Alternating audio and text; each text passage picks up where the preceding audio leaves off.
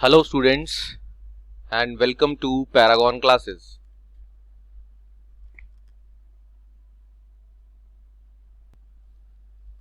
तो आज की क्लास में हम ये जो चैप्टर हमारा चल रहा है इलेक्ट्रोस्टैटिक पोटेंशियल, इसको फिनिश करेंगे। आपको दो टॉपिक्स पढ़ाए जाएंगे आज,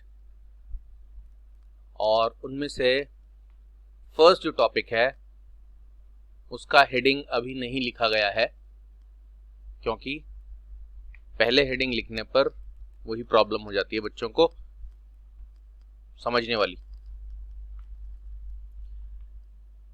तो अगर सही में अंडरस्टैंडिंग लेवल पर आपको उस चीज को क्लियर करना है तो पहले आप इस पूरे एक शॉर्ट स्टोरी को देखिए, एक पूरी सिचुएशन को देखिए। सिचुएशन के मुताबिक अभी जो है ये जो आपको पूरा बोर्ड दिखाई दे रहा है, इस पूरे रीजन में अभी कोई चार्ज नहीं है। कोई चार्ज तो नहीं दिख रहा बच्चों को, और हम ऐसा बोलते हैं कि कहीं इंफिनिटी से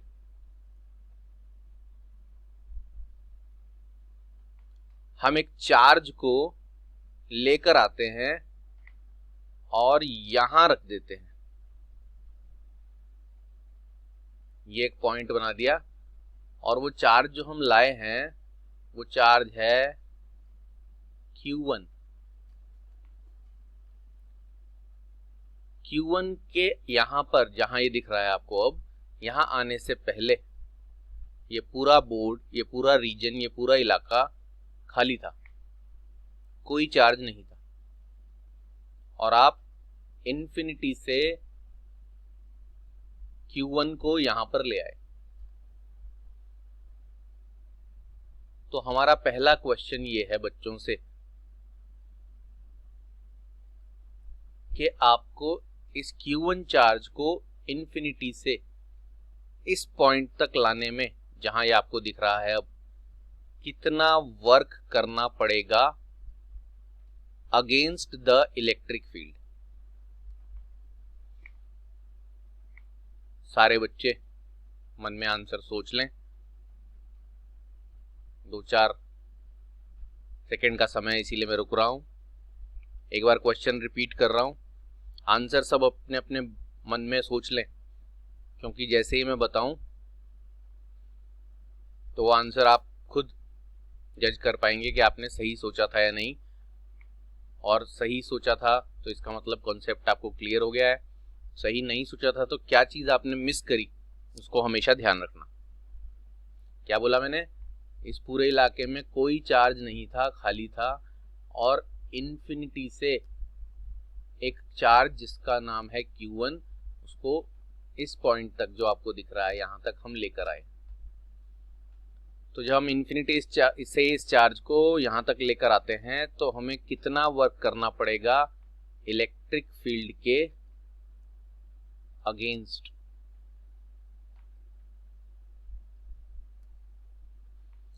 तो आंसर सोच लिया बच्चों ने?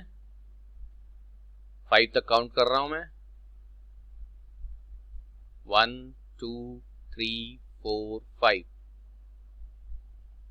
तो अब मैं अपना आंसर बता देता हूं। हमें वर्क करना पड़ेगा 0, क्योंकि पूछा क्या गया है कि कितना वर्क करना पड़ेगा इस चार्ज को यहां तक लाने में इलेक्ट्रिक फील्ड के अगेंस्ट।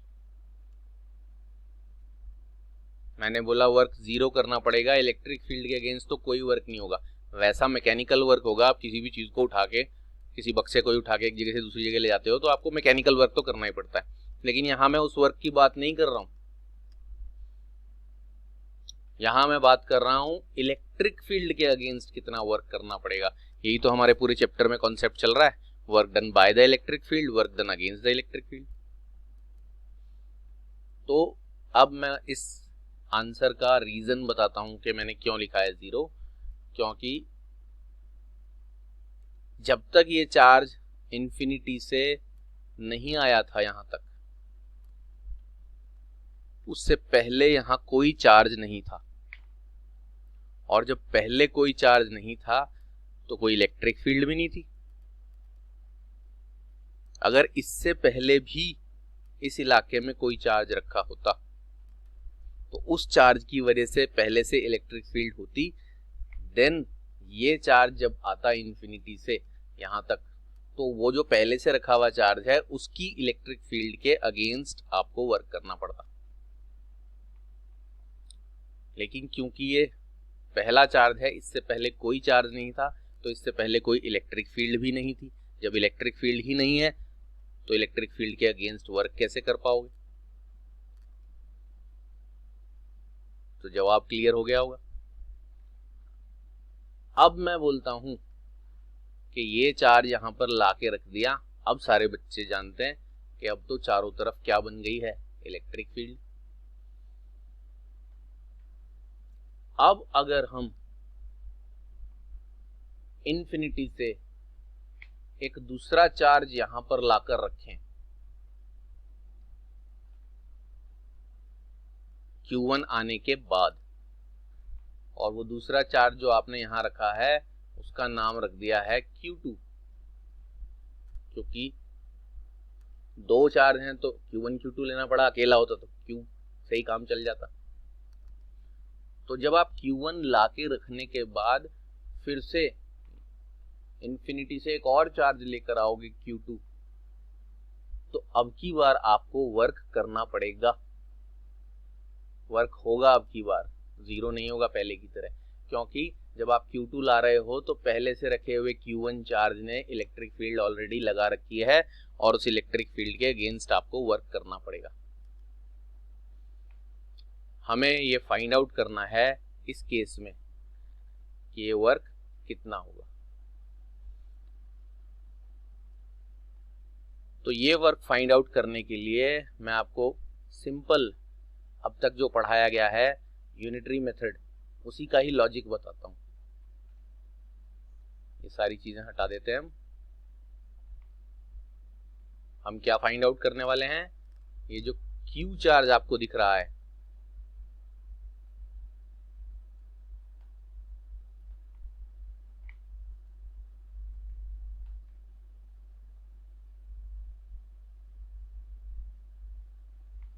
ये Q2, ये चार्ज दिख रहा है, इसको इन्फिनिटी से यहां तक लाने में किया गया work.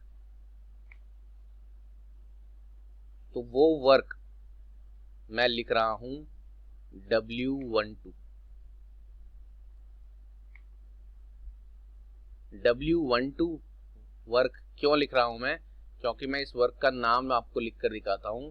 This is the work done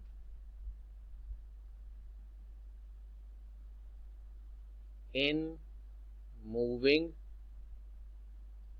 charge।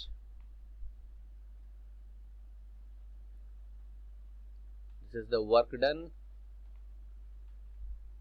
in moving charge Q2 from infinity to a point। ये कोई भी पॉइंट है, ABCD कुछ भी रख सकते हैं, बाद में रख देंगे नाम। Infinity to a point against the electric field of Q1। ये जो आप वर्क कर रहे हो Q2 चार्ज को इन्फिनिटी से यहां तक लाने में वो किसकी इलेक्ट्रिक फील्ड के अगेंस्ट कर रहे हैं? जो बनाई है किसने? Q1 ने। तो इस वर्क को W12 लिखेंगे। 12 इसलिए वन चार्ज ने इलेक्ट्रिक फील्ड बनाई, यानी फर्स्ट चार्ज ने Q1 ने, और सेकंड चार्ज उस इलेक्ट्रिक फील्ड के अगेंस्ट आपके पास लाया जा रहा है। तो पहले मैं डायरेक्टली फॉर्मूला लिखकर दिखाता हूं कि ये फॉर्मूला क्या होगा। रीजन बताने के लिए मुझे सिर्फ एक तो यूनिटरी मेथड चाहिए जो हम छोटी क्लास 5th 6th से सीख सकते हैं, सीख जाते ही हैं, और एक कॉन्सेप्ट आपको इसी चैप्टर में बहुत बार पढ़ा दिया, इतनी बार कि बच्चों को अब तक रट जाना चाहिए था। यहां से ये जो डिस्टेंस है ना, ये डिस्टेंस मैं R12 लिख रहा हूं। R12 से क्लियर हो जाएगा, ये डिस्टेंस है 1 और 2 के बीच का, और यहां उसी R12 की वैल्यू लिख रहा हूं। अगर बच्चे थोड़ा दिमाग लगाते हैं, क्योंकि बुक में तो इसका रीजन दिया ही नहीं होता, ये सोच के कि बच्चों ने अगर अब तक पूरा इलेक्ट्रोस्टैटिक पोटेंशियल पढ़ लिया है तो बस वो यूनिटरी मेथड का आइडिया लगाकर इस फॉर्मूले को ऑब्वियसली समझ जाएंगे, अंडरस्टूड टाइप मान लेते हैं इसको। लेकिन मुझे पता है कि काफी बच्चों को इसमें दिक्कत आ सकती है, वो दिक्कत ना आए इसलिए मैं रीजन बताता हूं। फॉर्मूला देख रहे हैं क्या आया है, 1/4πε0 Q1 Q2 अपॉन R12। दोनों चार्ज आ गए हैं और उनके बीच का डिस्टेंस आ गया।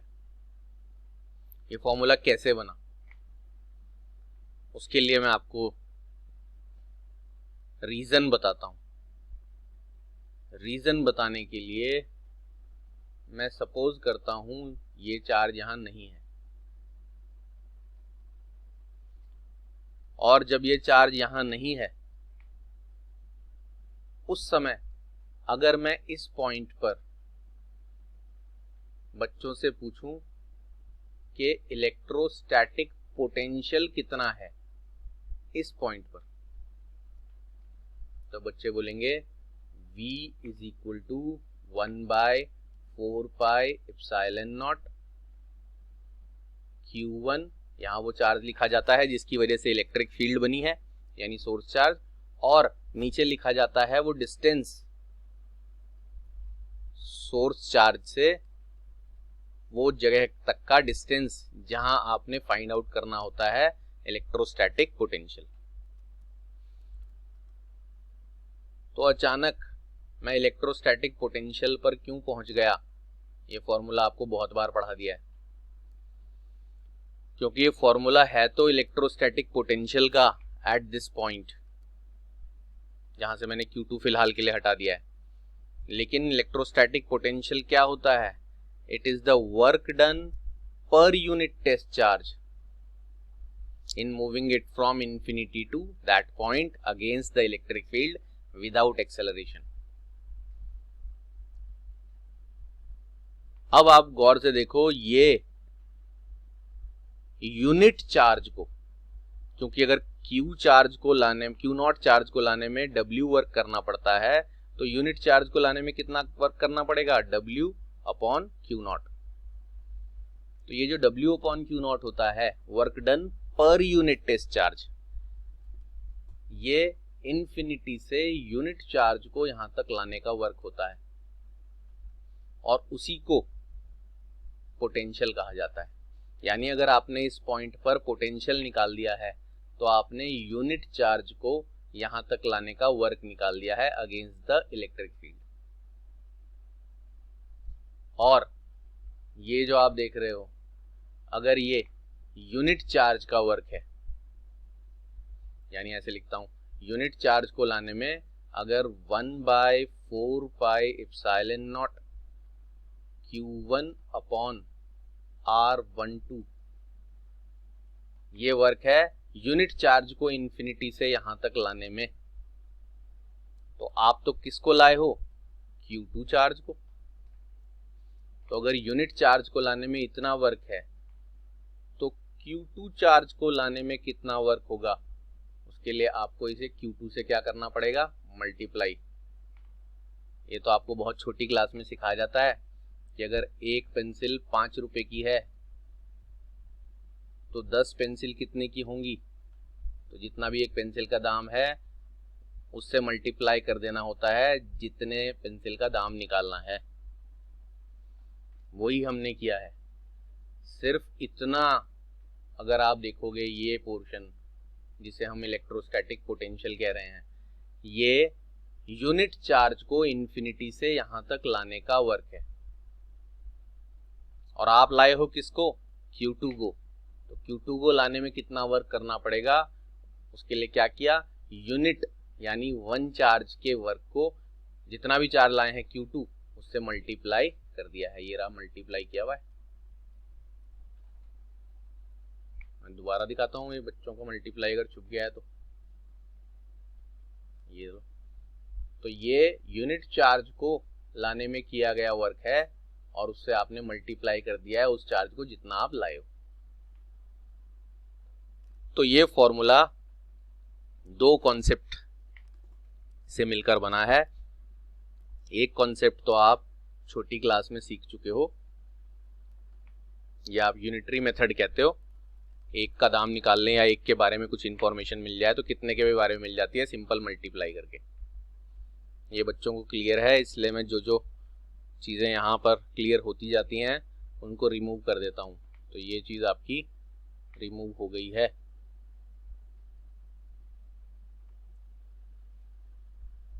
और ये फॉर्मूला आपके पास कैसे आया वो भी आपको एक्सप्लेन कर दिया गया है पूरा। तो ये भी हटा देते हैं हम, क्योंकि अभी थोड़ी सी कहानी और बाकी है। और इस कहानी के लिए आपको इस टॉपिक का हेडिंग भी बता रहा हूं मैं कि हेडिंग क्या होगा इस टॉपिक का। ये जो वर्क आया है आपके पास, ये आप लैंग्वेज में बोलोगे तो W12 क्या है? Work done in moving charge Q2 from infinity to a point against the electric field of Q1। तो Q1 लाने में याद रख लो कोई वर्क नहीं किया था। Q2 को लाने में कहां से? इंफिनिटी से। ये वर्क हुआ है और ये कैसे आया उसका रीजन आपने पढ़ लिया है। इस वर्क को एक स्पेशल नाम से पुकारा जाएगा आज के बाद, वो मैं दिखाता हूं क्या नाम होगा। तो ये मैंने सामने आपके लिख दिया है इस टॉपिक का हेडिंग। क्या है हेडिंग?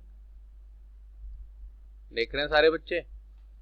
इलेक्ट्रोस्टैटिक पोटेंशियल तक तो आपको चैप्टर का नाम पता ही था।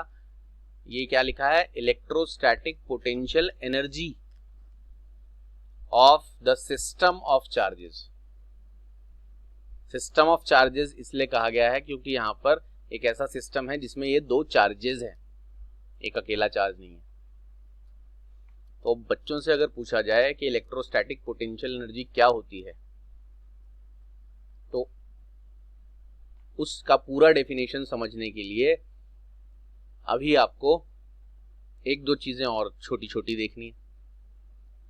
बस वो पूरा सिस्टम या पूरा डेफिनेशन समझने से पहले इतना याद रख लें, फिर से एक बार रिकॉल कर रहा हूं क्योंकि बच्चे बाद में उस चीज को नोटिस नहीं करते, कि आप बारी बारी से 1 बाय 1 इंफिनिटी से चार्जेस को ला रहे हैं इस पूरी खाली जगह पर और कहीं कहीं लाकर उनको रख रहे हैं। ये एक साथ नहीं हो रहा है काम, बारी बारी हो रहा है। सबसे पहले आप Q1 चार्ज लाए थे, उस केस में कोई वर्क नहीं करना पड़ा था इलेक्ट्रिक फील्ड के अगेंस्ट, क्योंकि Q1 से पहले कोई चार्ज नहीं था तो कोई इलेक्ट्रिक फील्ड भी नहीं थी। Q1 यहां लाके रखने के बाद जब आप Q2 को लेकर आए हो तो आपको वर्क करना पड़ा है ये। और क्यों करना पड़ा बता दिया। ये वर्क इन दोनों चार्जेस से बने हुए सिस्टम की इलेक्ट्रोस्टैटिक पोटेंशियल एनर्जी कहलाएगा। अब मैं इस कहानी को कंप्लीट करता हूं। कहानी को कंप्लीट करने के लिए इस पूरी सिचुएशन को हम एक साथ करते हैं और ये डेफिनेशन हमारी पूरी कंप्लीट हो जाएगी जो हेडिंग आपकी लिखी हुई है। अभी साइड में मैं यहां लिख देता हूं ये क्या फाइंड आउट कर चुके हैं हम। W12 वन चार्ज की इलेक्ट्रिक फील्ड के अगेंस्ट सेकेंड चार्ज को लाने में किया गया वर्क कितना था? 1/4 pi epsilon not Q1 Q2 upon R12। अब आपसे कहा जाता है Q2 चार्ज लाने के बाद इन्फिनिटी से एक और चार्ज यहां लाकर रख रहे हैं। कितना हो गया वो? Q3। सिंपल है, 1 बाय 1 लाना है, जिस ऑर्डर में आते जाएंगे उनके नाम रखते जाएंगे। पहला आया था तो Q1, कोई वर्क नहीं था। दूसरा आया था Q2, ये वर्क हो गया। तीसरा अब आ गया है Q3।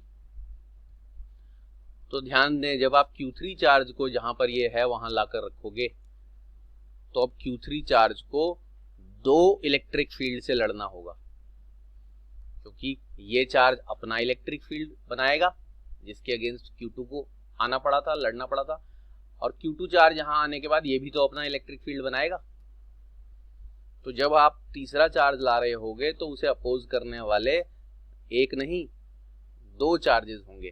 पहले वाले चार्ज को अपोज करने वाला कोई चार्ज नहीं था, दूसरे वाले चार्ज को अपोज करने वाला पहला चार्ज था, और तीसरे वाले को अपोज करने वाले पहले दोनों हैं। और उसके बाद जितने आएंगे, मान लो एक Q4 भी आ गया, तो अब Q4 को अपोज करने वाले 3 हो जाएंगे। Q1 भी अपोज करेगा, Q2 भी अपोज करेगा, Q3 भी अपोज करेगा। तो Q4 को 3 इलेक्ट्रिक फील्ड के अगेंस्ट वर्क करना पड़ेगा। तो पहले मैं आपको Q3 वाला वर्क निकाल कर दिखाता हूं। Q3 के केस में पहले आपको निकालना पड़ेगा W13 और फिर आपको निकालना पड़ेगा W23। W13 मतलब थर्ड चार्ज को फर्स्ट चार्ज की इलेक्ट्रिक फील्ड के अगेंस्ट लाने में किया गया वर्क, और W23 मतलब उसी थर्ड चार्ज को सेकेंड चार्ज की इलेक्ट्रिक फील्ड में लाने में किया गया वर्क। और 13 निकालने के लिए अब फॉर्मूला सिमिलरली पे चल जाएगा, 1/4πε0 Q1 Q3 हो जाएगा।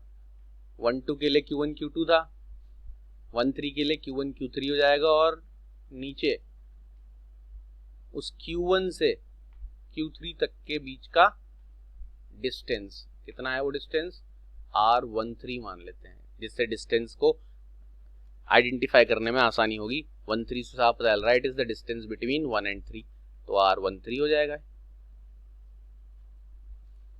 उसके बाद आपको 2-3 भी निकालना है। इस 3 चार्ज को सेकेंड वाले की इलेक्ट्रिक फील्ड के अगेंस्ट भी लाने में किया गया वर्क है। उसके लिए आप फॉर्मूला वही सिमिलरली करके लिखोगे, 1/4πε0 Q2 Q3 डिवाइडेड बाय, अब आपको इनके बीच का डिस्टेंस चाहिए, इन दोनों के बीच के डिस्टेंस को आप क्या बोल रहे हो? यहां लिख देता हूं R23, तो यहां आप लिख दोगे R23। लेट अस सपोज अभी तक ये नहीं आया है अगर, तो इन सारे वर्क्स को अगर आप ऐड कर दें, इन सारे वर्क्स को ऐड कर दें, कैसे? W12 plus W13 plus W23, तो ये टोटल सारे वर्क मिलकर बन जाएगी क्या? Electrostatic potential energy of the system of charges. इसीलिए मैंने सिस्टम ऑफ चार्जेस बोल दिया कि उसमें 2, 3, 4, 5 कितने भी चार्ज हो सकते हैं, उन सबको सिस्टम ऑफ चार्जेस बोलते हैं। तो ये टोटल वर्क इस 3 चार्ज से बने हुए सिस्टम की इलेक्ट्रोस्टैटिक पोटेंशियल एनर्जी कहलाएगी। इलेक्ट्रोस्टैटिक पोटेंशियल नहीं और इलेक्ट्रोस्टैटिक पोटेंशियल डिफरेंस भी नहीं, इलेक्ट्रोस्टैटिक पोटेंशियल एनर्जी। और अगर आपके पास अब फोर्थ चार्ज आ गया, बारी बारी आने एक साथ नहीं, Q3 आने के बाद पूरी तसल्ली से वर्क निकालने के बाद अब Q4 चार्ज ले आए अगर, तो उस Q4 चार्ज को 3 इलेक्ट्रिक फील्ड के अगेंस्ट वर्क करना पड़ेगा। तो Q4 चार्ज आने के बाद Q14 निकालोगे आप, फिर Q24 निकालोगे, फिर Q34 निकालोगे। यानी फोर्स चार्ज को 1 के अगेंस्ट भी, 2 के अगेंस्ट भी और 3 के अगेंस्ट भी आने में किया गया वर्क निकालना है, और कोई दिक्कत नहीं है वो निकालने में। इज इक्वल टू करके आप 1/4 pi epsilon not Q1 Q4 और उसके बीच का डिस्टेंस, जैसे यहाँ से यहाँ तक का डिस्टेंस 1/4 हो जाएगा, यहाँ से यहाँ तक के बीच का डिस्टेंस 2/4 हो जाएगा, यहाँ से यहाँ तक का बीच का डिस्टेंस 3/4 हो जाएगा। अब चार चार्जेस की जो एनर्जी है, पोटेंशियल एनर्जी, जिसको इलेक्ट्रोस्टैटिक पोटेंशियल एनर्जी है, वो कैसे निकलेगी? ये तो पहले से ही सिस्टम की पोटेंशियल एनर्जी थी जिसमें 3 चार्जेस थे, उसमें प्लस हो जाएंगे ये वाले सारे भी, यानी 4 चार्जेस के पोटेंशियल एनर्जी क्या होगी? इन सारे वर्क्स का सम। और 5वां आएगा तो फिर ये तो सारे रहेंगे ही, और 5वां आएगा तो 4 वर्क्स और हो जाएंगे।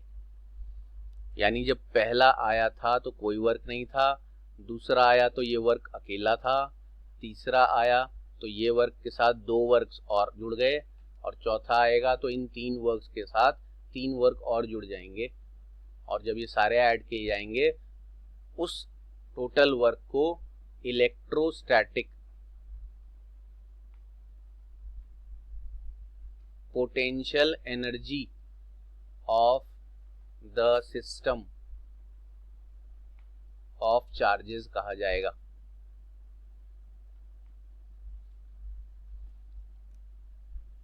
तो अब मैं आपको बताता हूं कि इलेक्ट्रोस्टैटिक पोटेंशियल एनर्जी का डेफिनेशन क्या है। बोलते हैं the electrostatic potential energy of a system of charges is the amount of work done in moving the charges from infinity to their respective positions against the electric field without acceleration। ये definition आपके notes में लिखा हुआ है। जैसे ये heading शुरू होता है electrostatic potential energy of a system of charges, तो आप अपनी कॉपी उठाकर देखो, और कॉपी उठाने के बाद अगर नहीं है तो पॉज करके ले आओ फटाफट भाग के, और फिर उसको मेरे साथ मैं बोल रहा हूं तो आपको मन में पढ़ना है। क्या पढ़ना है? The electrostatic potential energy of a system of charges is the amount of work done in moving the charges from infinity to their respective positions against the electric field without acceleration. तो इसका आसान भाषा में, मातृभाषा में मतलब यह है कि किसी भी पूरे सिस्टम की, जैसे सिस्टम में 2 चार्ज हैं, 3 चार्ज हैं, 4 चार्ज हैं, किसी भी पूरे सिस्टम की इलेक्ट्रोस्टैटिक पोटेंशियल एनर्जी क्या होती है? वो होता है वर्क डन। वर्क होता है वो सारा वर्क जो इन्फिनिटी से उन चार्जेस को लाने में किया गया। कहां तक लाने में? उनकी रेस्पेक्टिव पोजीशंस, जहां जहां वो अब हैं। तो ये चार्जेस जहां जहां हैं अब इस समय दिख रहे हैं आपको, Q1 दिख रहा है, Q2 दिख रहा है, Q3 दिख रहा है, Q4 दिख रहा है। इन जगहों तक इन्फिनिटी से इन चार्जेस को लाने में किया गया जो वर्क है अगेंस्ट द इलेक्ट्रिक फील्ड, वो सारा वर्क टोटल मिलाकर इस सिस्टम की इलेक्ट्रोस्टैटिक पोटेंशियल एनर्जी बनती है। तो ये 4 चार्ज, मैंने 4 तक का एग्जाम्पल लिया है, आगे ज्यादा एग्जाम्पल लेने की जरूरत नहीं है। आपको जो रियल टाइम अगर कोई न्यूमेरिकल है, कोई सिचुएशन आएगी तो 2 या 3 चार्जेस की पोटेंशियल एनर्जी निकालने के लिए आएगी। तो याद रखना है, पहले चार्ज का तो कभी आएगा ही नहीं, अकेले चार्ज का।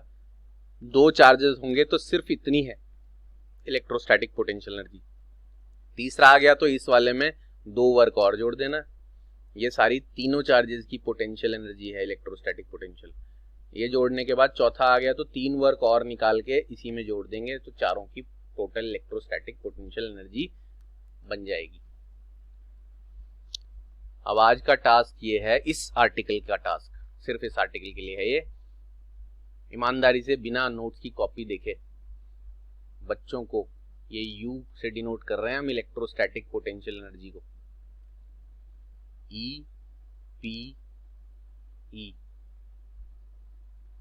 Electrostatic potential energy. अब तक आप क्या पढ़ते थे? या तो इलेक्ट्रोस्टैटिक पोटेंशियल डिफरेंस या इलेक्ट्रोस्टैटिक पोटेंशियल खाली। अब आप पढ़ रहे हो इलेक्ट्रोस्टैटिक पोटेंशियल एनर्जी, जो कि वर्क है सारे चार्जेस को बारी बारी इन्फिनिटी से उनकी प्रेजेंट पोजीशन तक लाने में किया गया वर्क। आपको इसका SI यूनिट बताना है जब मुझे कॉल करेंगे तो, और वो SI यूनिट बताना है विद रीजन, क्योंकि अगर किसी ने हेल्प ले ली बुक या कॉपी से तो मुझे पता चल जाएगा कि उसने अपने दिमाग से सोचकर यूनिट नहीं बताया है, इसीलिए रीजन भी बताना पड़ेगा। तो आज का टास्क है, you have to think about the SI unit of electrostatic potential energy with reason. जो भी आप यूनिट बताओगे वो यूनिट क्यों है उसका वो भी बताना पड़ेगा, क्यों लिया गया। सीधा नाम बताना है और बताना है इसलिए लिया गया। तो ये हमारा टॉपिक यहाँ खत्म होता है। अब हम चलते हैं अपने अगले टॉपिक की तरफ, जो कि इस चैप्टर का लास्ट टॉपिक है।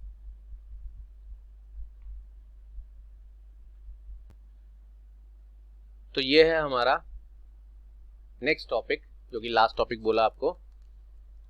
टॉपिक का नाम है इलेक्ट्रोस्टैटिक पोटेंशियल एनर्जी। दिख रहा है बच्चों को?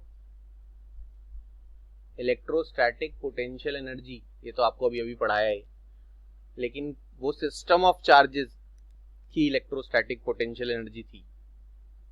ये इलेक्ट्रोस्टैटिक पोटेंशियल एनर्जी है of an electric dipole placed in a uniform electric field. अब ये इलेक्ट्रिक डाइपोल क्या होता है ये आपको पढ़ाया जा चुका है काफी बार। यूनिफॉर्म इलेक्ट्रिक फील्ड क्या होता है वो भी बताया जा चुका है।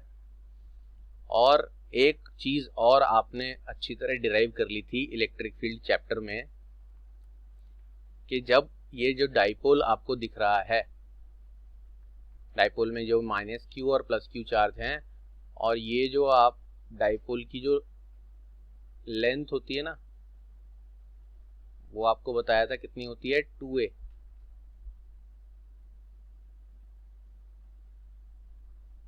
डाइपोल ने यूनिफॉर्म इलेक्ट्रिक फील्ड के साथ थीटा एंगल बनाया हुआ है।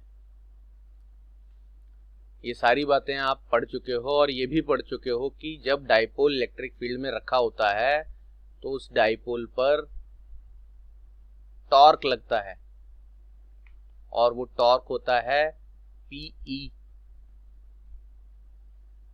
Sine theta. अब हम ये टॉर्क लगने के डिटेल में यहां पर नहीं जा रहे हैं, क्योंकि ये आर्टिकल बच्चों को बहुत अच्छी तरह समझाया जा चुका है।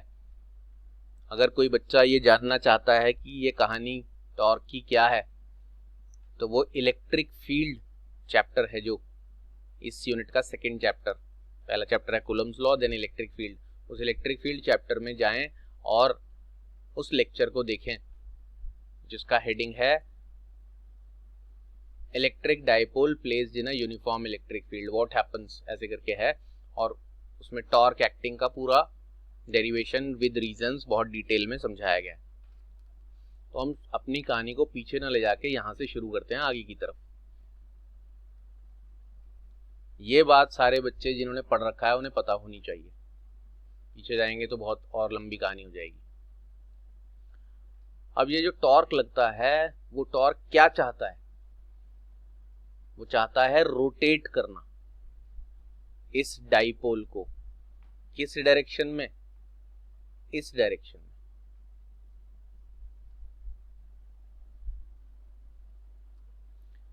यानी ये डाइपोल रोटेट हो जाए, और फिर पता कैसा हो जाए? ऐसा हो जाए सीधा, जिस डायरेक्शन में लग रही है क्या? Electric field.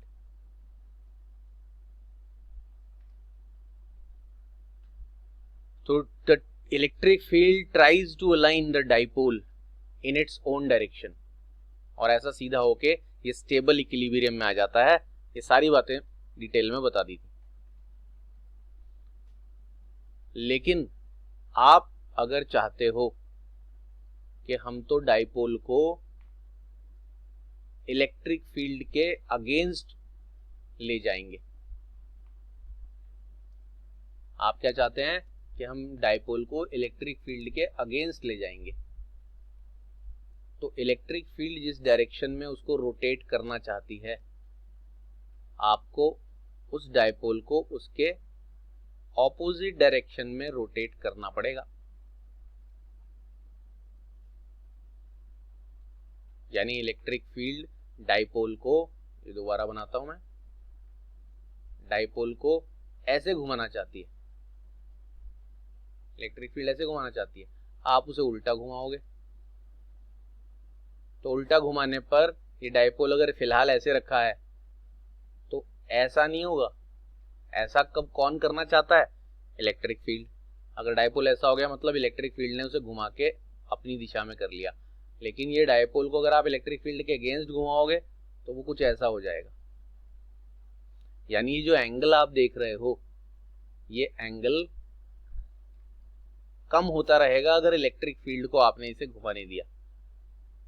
लेकिन अगर आप इलेक्ट्रिक फील्ड के अगेंस्ट घुमाओगे तो आप ऐसे घुमाओगे और उससे ये एंगल बढ़ जाएगा। और घुमाने के लिए यानी टर्न करने के लिए आपको भी क्या लगाना पड़ेगा?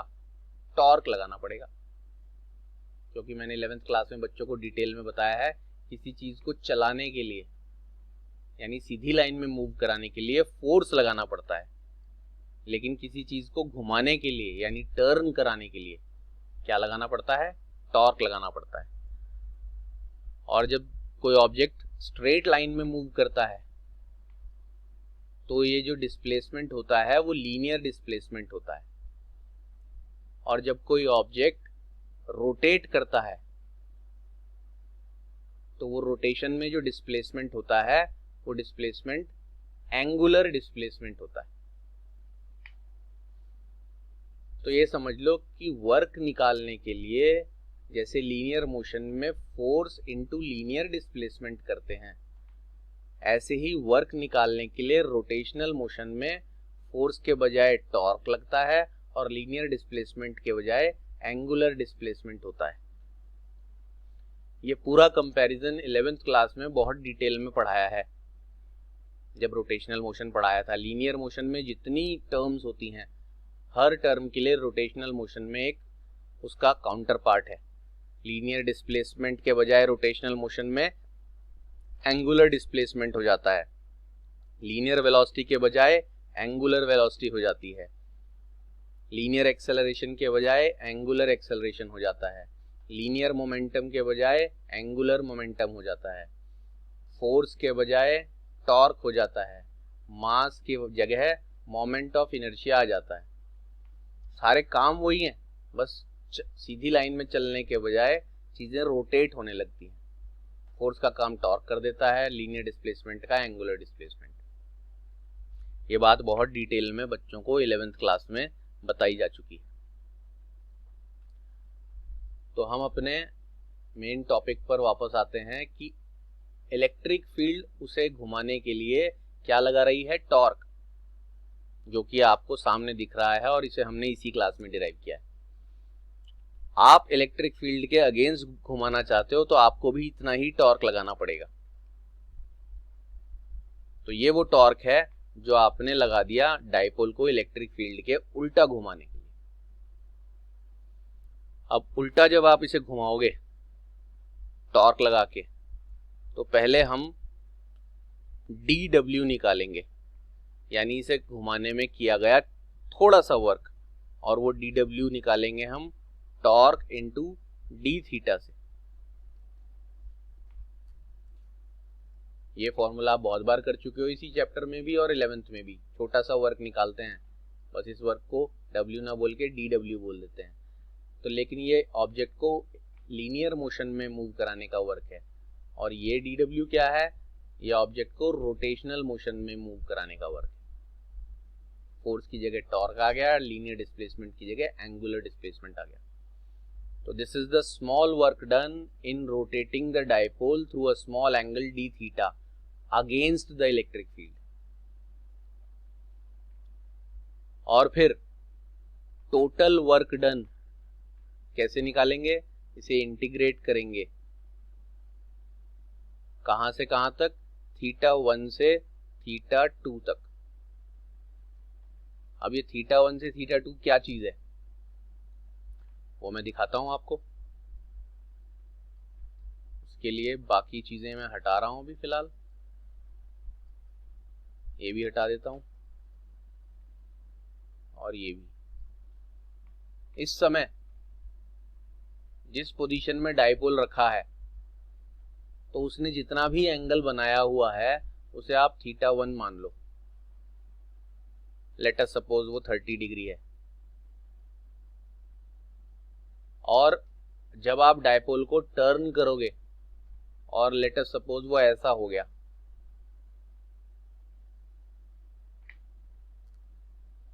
तो अब उस डाइपोल ने जो इलेक्ट्रिक फील्ड के साथ एंगल बनाया है वो हो जाएगा ये, और इसकी वैल्यू 30 से ज्यादा होगी, 70-80 लग रही है। ये पूरा जो छोटा एंगल है ये θ1, और जो ये पूरा बड़ा एंगल है इसको क्या बोलेंगे, θ2। तो डाइपोल को आपने इलेक्ट्रिक फील्ड के अगेंस्ट घुमा दिया और वो थोड़ा थोड़ा सीधा होने लग गया। इलेक्ट्रिक फील्ड क्या चाहती है, उसको और नीचे की तरफ ऐसे झुकाकर सीधा ऐसा कर देना। अभी वो ऐसा है, ऐसे आएंगे तो इलेक्ट्रिक फील्ड उसको सीधा कर देगी, आप उसको ऐसा कर रहे हो यानी इलेक्ट्रिक फील्ड के ऑपोजिट ले जा रहे हो। तो θ1 से θ2 का मतलब समझ आया कि θ1 मतलब उसकी प्रेजेंट पोजीशन और θ2 मतलब जिस पोजीशन तक घुमा के आप उसको ले जाओगे। तो ये आपका टोटल वर्क निकल आएगा। हटा देते हैं, समझ में आ गया है तो रिवाइंड करके भी देख सकते हो। अब आप इस वर्क को सॉल्व करेंगे। वर्क को सॉल्व करने के लिए W is equal to integration θ1 से θ2। अब ये टॉर्क जो लिखा हुआ है, इस टॉर्क की वैल्यू आप पहले ही जानते हो। जितना टॉर्क इलेक्ट्रिक फील्ड लगा रही है उसे अपनी तरफ घुमाने के लिए आप उसका ऑपोजिट उतना ही टॉर्क लगाते हो। तो टॉर्क की जगह आप लिखोगे PE साइन थीटा। ये वैल्यू कहाँ से आई है मैंने बताया, इसके लिए आप पिछले लेक्चर में इलेक्ट्रिक फील्ड वाले टॉपिक में जाके इसका डिटेल डेरिवेशन दे सकते हो, और साथ में डी थीटा आ गया है। अब इंटीग्रेशन आपको करना बहुत बार बताया। सबसे पहला काम कॉन्स्टेंट्स को बाहर निकालना। कॉन्स्टेंट्स को बाहर कैसे निकालेंगे, ये कांस्टेंट है डाइपोल मोमेंट, ये जो P है कितना होता है Q इंटू 2A। Q है इन दोनों में से कोई सा भी चार्ज, और 2A है इनके बीच का डिस्टेंस, बताया था अभी। तो PE कांस्टेंट क्यों है, Q भी फिक्स है, डिस्टेंस 2A भी फिक्स है, और इलेक्ट्रिक फील्ड भी यूनिफॉर्म है, कांस्टेंट है। इंटीग्रेशन के अंदर सिर्फ बचेगा साइन थीटा डी थीटा। कहां से कहां तक, θ1 से θ2 तक। और अब आपको एक फॉर्मूला याद रखना है। जिनको पता है तो अच्छी बात है, जिनको नहीं पता उनके लिए बता रहा हूँ। इंटीग्रेशन में बस ये फॉर्मूले, जैसे आपने बचपन में a प्लस बी का होल स्क्वायर वगैरह वगैरह ये सब चीज़ें फॉर्मूले याद करे हैं, ऐसे ही आपको ये फॉर्मूला याद रखना है, वो जो मैं साइड में लिख रहा हूँ। इसलिए इनको हटा देते हैं। क्या लिख रहे हैं साइड में, integration of sine theta d theta. थोड़ा ज्यादा कोने में हो गया, चलो दोबारा लिख देते हैं। ये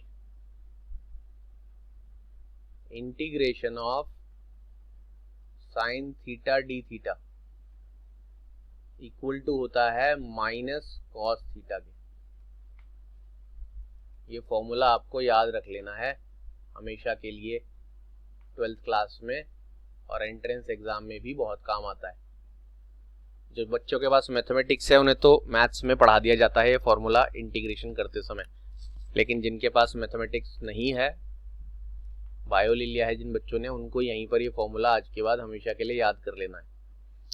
जो जो फॉर्मूले जहां जहां आते रहेंगे वो आपको वहीं वहीं आपके अकाउंट में जमा करा दिए जाएंगे। तो integration of sine theta d theta की वैल्यू होती है माइनस कॉस थीटा। तो जब आप इस पे ये फॉर्मूला अप्लाई करोगे तो आपके पास क्या आएगा, लो जी ये आ गया, W is equal to PE तो ऐसे ही रहेगा। अब आप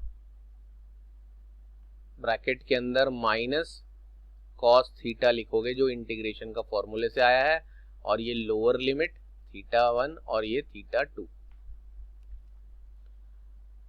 और माइनस साइन हम बाहर निकाल लेते हैं, W is equal to minus PE।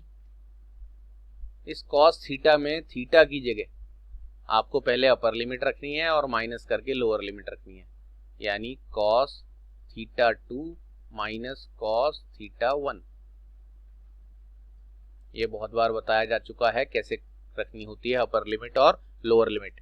11th class में भी बहुत बार बताया है, और 12th के अभी तक के जितने चैप्टर्स हुए हैं उसमें पिछले चैप्टर्स में काफी बार लिमिट्स पुट करने का पूरा मेथड बहुत बारीकी से बता दिया गया। अब आपके पास ये फॉर्मूला आ गया है, W is equal to minus PE cos θ2 minus cos θ1, और अब आपको लिखना है क्या, दिस वर्क डन। क्या है ये work done, in rotating the dipole against the electric field gets stored in the dipole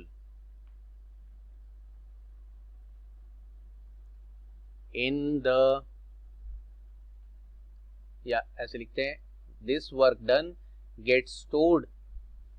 done in rotating the dipole against the electric field gets stored in the dipole, और यहां लिखता हूं as its electrostatic potential energy। ये work ही dipole के अंदर store हो जाता है, किस फॉर्म में, इलेक्ट्रोस्टैटिक पोटेंशियल एनर्जी बन जाती है ये डाइपोल की। और इसे आज के बाद इसको भी आपको कैपिटल U से डिनोट करना है। वर्क ही एनर्जी होता है, ये बात 11th में बता दी गई थी। जो बॉडी वर्क करती है उसकी एनर्जी चली जाती है, जिस बॉडी पर वर्क किया जाता है उसके अंदर एनर्जी आ जाती है। अब आपने इस डाइपोल पर वर्क किया है क्योंकि आपने इस डाइपोल को घुमाया है, तो आपकी एनर्जी खर्च हो गई होगी, और वो एनर्जी कहाँ गई, energy is neither created not destroyed, वो एनर्जी डाइपोल के अंदर स्टोर हो गई in the form of its electrostatic potential energy. और क्या है फॉर्मूला इलेक्ट्रोस्टैटिक पोटेंशियल एनर्जी का, PE ब्रैकेट में cos θ2 माइनस cos θ1, और ये एनर्जी माइनस में है क्योंकि जो वर्क किया जा रहा है वो इलेक्ट्रिक फील्ड के अगेंस्ट है। कभी कभी ये भी पूछ लिया जाता है कि जो इलेक्ट्रोस्टैटिक पोटेंशियल एनर्जी है डाइपोल की वो माइनस में क्यों आई है। तो यहां आपको इस माइनस साइन का एक्सप्लेनेशन क्या देना है, अगर कोई वेक्टर वैल्यू है और वो माइनस में आती है तो वेक्टर के लिए तो डायरेक्शन बोल देते हैं कि उसका डायरेक्शन ऑपोजिट है, ऑपोजिट डायरेक्शन के लिए माइनस साइन यूज होता है। लेकिन वर्क या एनर्जी तो एक स्केलर क्वांटिटी है, इसमें डायरेक्शन तो होता नहीं। तो जब वर्क या एनर्जी में से कोई चीज माइनस में आती है तो आप ये बोलोगे कि ये वर्क इलेक्ट्रिक फील्ड के या ग्रेविटेशनल फील्ड के अगेंस्ट हो रहा है। 11th क्लास में आपने ग्रेविटेशनल पोटेंशियल एनर्जी पढ़ा हुआ है, जिन बच्चों ने ध्यान से 11th पढ़ी है उनको याद होगा। यहाँ पर इलेक्ट्रोस्टैटिक पोटेंशियल एनर्जी है, वहाँ ग्रेविटेशनल पोटेंशियल एनर्जी है। वहाँ पर भी वर्क ही करना पड़ता था, बस वो वर्क होता था ग्रेविटेशनल फील्ड के अगेंस्ट। तो ये कॉन्सेप्ट याद रख लो, जब भी किसी बॉडी पर वर्क किया जाएगा तो आपके द्वारा किया गया वर्क वो उस बॉडी के अंदर स्टोर हो जाएगा in the form of its energy. Electric field के अगेंस्ट वर्क किया तो इलेक्ट्रोस्टैटिक पोटेंशियल एनर्जी कहलाएगा वो। तो ये टॉपिक खत्म होने के साथ साथ ही आपका ये चैप्टर भी फिनिश हो जाता है और नोट्स आपके पास ऑलरेडी हैं ही। ये लेक्चर खत्म होने के बाद आप वो क्वेश्चन पेपर शुरू कर देंगे। कौन सा question paper? Electrostatic potential chapter का क्वेश्चन पेपर आपके पास पहुंचेगा, लेकिन वो क्वेश्चन पेपर तब पहुंचेगा जब ये लेक्चर देखने के बाद मुझे कॉल आएगी। जिन जिन बच्चों का कॉल आ गया है या आएगा इस लास्ट लेक्चर के बाद, उन बच्चों को कॉल आते ही क्वेश्चन पेपर ऑटोमेटिकली उनके मोबाइल में मिल जाएगा। पेपर रेडी है, बस सेंड का बटन दबाना है। और अगर कॉल नहीं आएगा तो ये लगेगा कि बच्चे लेक्चर नहीं देख रहे हैं, और जिसने नहीं देखा उससे वो क्वेश्चन पेपर, न्यूमेरिकल्स का प्रैक्टिस पेपर है, वो सॉल्व होगा ही नहीं और वो उसे घर में फ्रेम करा के रखे रहेगा।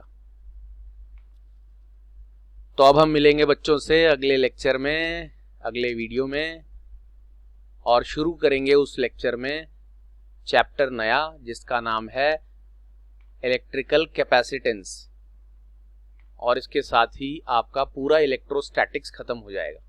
फिर आप करंट इलेक्ट्रिसिटी में आ जाओगे, जो इलेक्ट्रिसिटी की अलग ब्रांच है। तो नया चैप्टर शुरू करने के लिए अगला वीडियो देखना ना भूलें। मिलते हैं एक छोटे से ब्रेक के बाद, तब तक goodbye and take care.